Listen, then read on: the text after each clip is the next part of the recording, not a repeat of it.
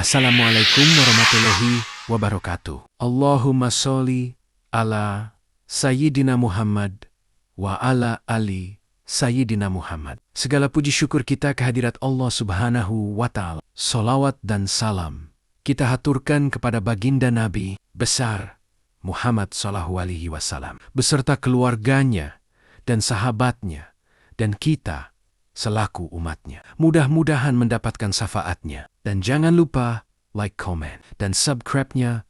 Mohon dukungannya agar kami lebih semangat untuk mengupload selalu dan mengembangkan kisah sejarah-sejarah di channel ini. Terima kasih. Yuk, kita lanjut. Kisah Umair bin Sadeh Al-Khari. Umair bin Sadeh Roha adalah putra dari salah seorang sahabat Ahlu Badar yang juga mengikuti berbagai pertempuran lainnya bersama Nabi Sadeh Al-Khari ayahnya itu membawanya serta menghadap Rasulullah SAW ketika akan berbayat memeluk Islam. Sejak keislamannya tersebut, ia hampir tidak pernah berpisah dari mihrab Masjid Nabi SAW.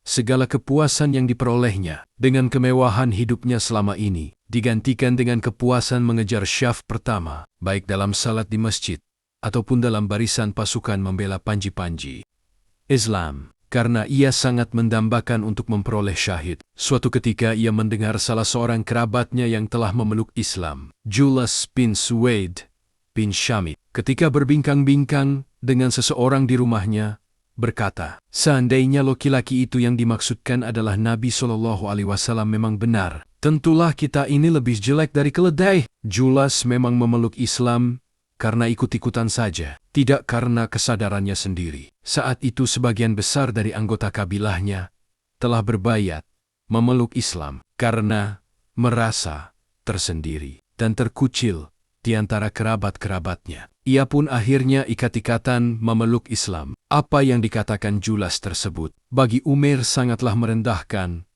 dan menghinakan Nabi SAW. Bentuk kecintaan kepada Nabi SAW. Umair berkata, demi Allah, wahai Julas, engkau adalah orang yang paling kucintai, orang yang paling banyak berjasa kepadaku, dan orang yang paling kuharapkan. Tidak akan tertimpa sesuatu yang tidak menyenangkan, tetapi baru saja engkau melontarkan suatu perkataan yang jika tersebar dan itu diketahui berasal darimu, engkau pasti akan ditimpa sesuatu yang menyakitkan dirimu. Tetapi andai kata kubiarkan kata-katamu itu tanpa pembelaan, akan rusaklah agamaku, padahal hak agama itu lebih utama untuk ditunaikan.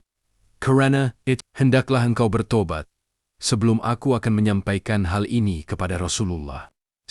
Tetapi ternyata Julas bersikap sombong dan menolak saran Umair. Bahkan sedikit pun tidak ada penyesalan atas apa yang telah diucapkannya. Akhirnya Umair pun berkata kepada Julas, aku akan melaporkannya kepada Nabi sebelum Allah menurunkan wahyu yang melibatkan aku dengan dosamu tersebut. Mendapat laporan Umair tersebut, Nabi SAW memanggil Julas untuk mengkonfirmasi kebenarannya. Tetapi Julas mengingkari apa yang dilaporkan Umair. Bahkan ia berani bersumpah atas nama Allah bahwa ia tidak mengucapkan perkataan tersebut. Menurut sebagian riwayat, peristiwa ini menjadi asbabun nuzul turunnya surah OTT Taubah ayat 74 yang mendustakan sumpah Julas dan membenarkan Umair. Julas dipanggil lagi dan akhirnya ia mengakui kesalahannya. Kemudian dengan kesadaran penuh ia bertobat dan terus memperbaiki keislamannya. Nabi SAW memegang telinga Umair sambil bersabda, wahai anak muda, sungguh nyaring peka telingamu, dan Tuhanmu membenarkan tindakanmu. Perlalulah waktu, ia tumbuh dan dewasa. Dengan bimbingan dan dalam teladan Nabi SAW, gaya hidup sederhana, tidak tertarik duniawiyah dan jabatan, dan merasa cukup dengan sedikit yang dimiliki, dan berbagai macam akhlak mulia yang dicontohnya dari Rasulullah SAW. Sampailah Umair kepada masa Khalifah Umar, dan ia menjadi sasaran empuk.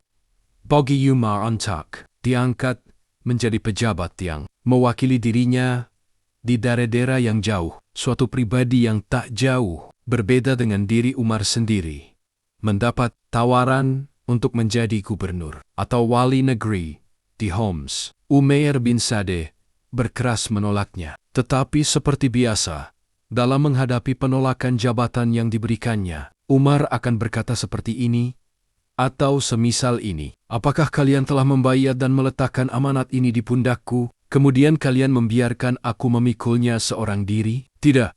Demi Allah, aku tidak akan melepaskan kalian. Tidak ada pilihan lain bagi Umair bin Sadeh, kecuali menjalaninya. Setelah melakukan salat istikharah, ia berangkat ke Homs dan melakukan tugasnya di sana. Setahun sudah berlalu. Tak ada berita apapun yang sampai di Madinah tentang pelaksanaan tugasnya. Tak ada jizyah dan zakat dari Homs untuk menambah isi baitul mal di Madinah. Bahkan tak ada satu pucuk surat pun yang dikirimkan Umair kepada khalifah di Madinah. Umar tidak habis pikir.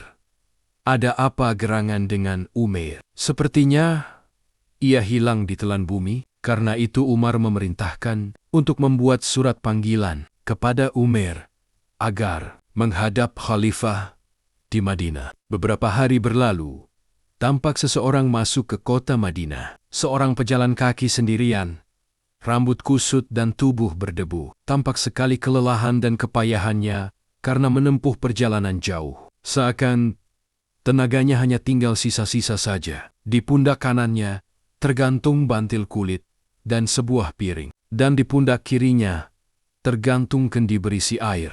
Langkahnya berat sambil ditopang sebuah tongkat. Tubuh kurus dan kumuh ini memasuki majelis Khalifah Umar dan menyampaikan salam. Umar segera menyambut salamnya dan berpaling kepada musafir pendatang ini. Tampak sekali kesedihan Umar melihat keadaan tamunya tersebut. Ia berkata, "Apa kabar, wahai?" Lelaki yang tampak tak berdaya dalam kelelahannya ini adalah Umair bin Sadeh, wali negeri Homs, suatu negeri yang kaya dan sedang berkembang pesat di wilayah Syam. Umair berkata, "Alhamdulillah, wahai Amirul Mukminin, seperti yang engkau lihat, badanku sehat, darahku bersih, dan dunia di tanganku, dapat kukendalikan sekehendak hatiku. Apa yang engkau bawa itu?"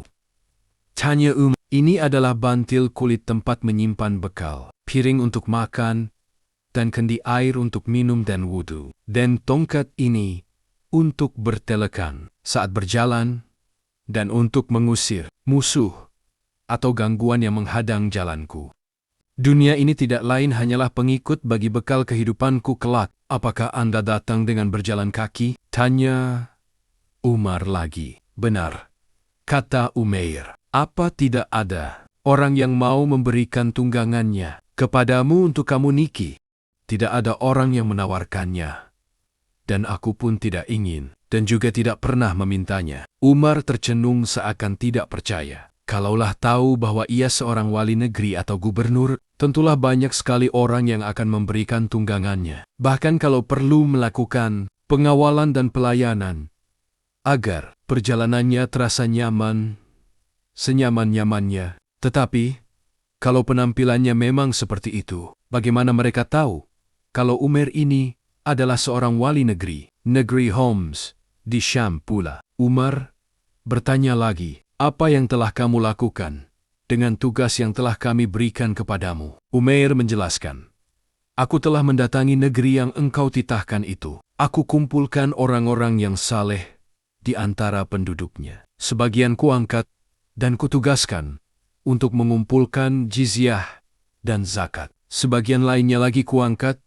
dan kutugaskan untuk membagikan kepada yang tak mampu, serta dibelanjakan di tempat yang wajar untuk kepentingan mereka bersama. Jika saja masih ada sisanya, tentulah sudah kukirimkan ke sini. Kalau begitu engkau tidak membawa apa-apa untuk kami?" "Tidak ada," kata Umair bin Sadeh. Umar dengan bangga memuji hasil kerja Umair. Bahkan ia tetap mengangkatnya sebagai gubernur atau wali negeri di sana. Tetapi kali ini, Umair bersungguh-sangga menolaknya. Bahkan tegas sekali ia mengatakan, "Masa seperti itu telah berlalu. Aku tidak hendak menjadi pegawai Anda lagi selama-lamanya, dan tidak juga pegawai pengganti Anda selama-lamanya." Umar tidak memaksanya lagi. Ia telah melihat dengan kepalanya sendiri bagaimana beban tugas itu justru bisa membahayakan jiwanya. Perjalanan kaki ratusan kilometer di padang pasir, sendirian dengan bekal seadanya. Hanya saja, Umar sering berkata, "Aku ingin sekali mempunyai beberapa orang seperti Umar untuk membantuku melayani kepentingan kaum muslimin.